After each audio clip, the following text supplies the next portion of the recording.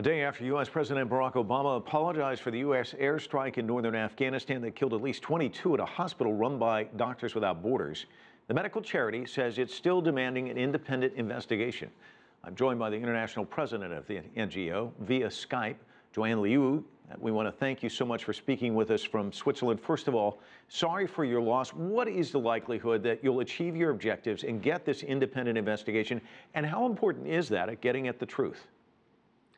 I think at this point it's very difficult because we've never been have a precedent of activating the International Humanitarian Facts-Finding Commission. So we do hope, we will have the consent of the two countries that are implicated in this commission, which will be USA and Afghanistan. I think it's really important at this stage to find out, what happened, if there were intention, the facts and the why. It's really important because for us, we want to know if we still have a medical space that is protected by the international humanitarian law, and if the international community is subscribing to it. It is important to protect the ability for aid workers to work in conflict zones, but first and foremost, it is important for the population in conflicts to have access to healthcare.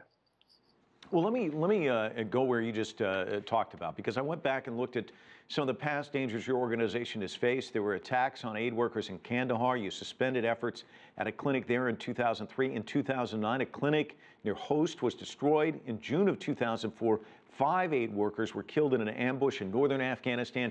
I don't think people know the depths of the dangers of aid workers there in Afghanistan. Any thoughts at all after all of this of just pulling out altogether?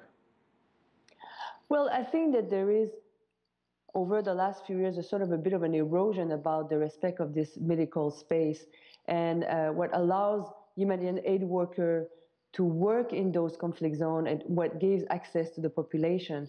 So it is important to reaffirm that we are upholding to the Geneva Convention, because otherwise we will have a lot of difficulty to continue to work in those environments. So I think like Syria, Yemen, Ukraine, it is important today to give the signal that having a protected working environment in conflict zone, it's, we say, supported by the international community. Well, let me ask you this. I looked at the statistics from 1997 to 2003. Afghanistan had the second highest total of aid workers killed. Give us a sense. I mean, the people that are working there. It's really tough sledding for them. Just how dangerous is this work? Why do people continue to risk their lives to do it? Well, I think that it's the commitment to come and then bring healthcare access to population that don't have healthcare access. And that is, we say, the core mandate of MSF is to bring assistance in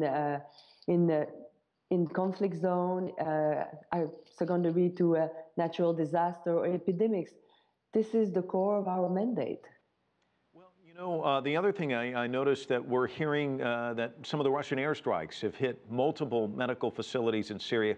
Why do you think these facilities have become targets, or are these all mistakes? Well, it's very difficult to say.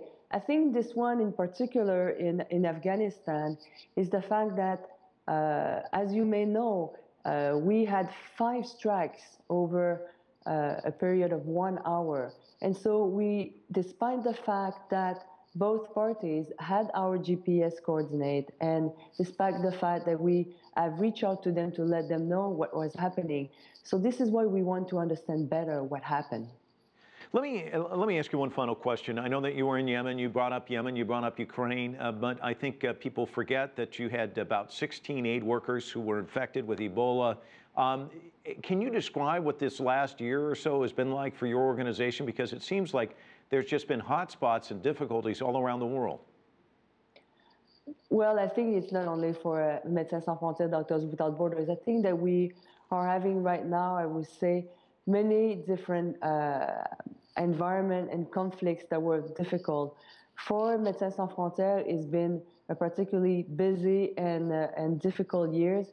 We've lost many colleagues, and we still try to uphold to our mandate. But I must say that this is why today we need the support to protect the medical space, our medical work environment in war zone. That's what we need from you now. Joanne Liu joining us from Geneva. Thanks so much.